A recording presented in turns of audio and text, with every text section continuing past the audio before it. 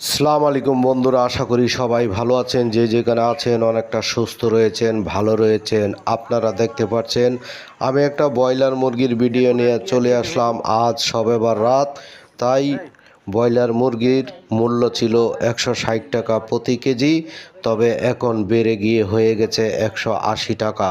তবে বিকাল নাগাদ আরও দাম বাড়ার সম্ভাবনা রয়েছে।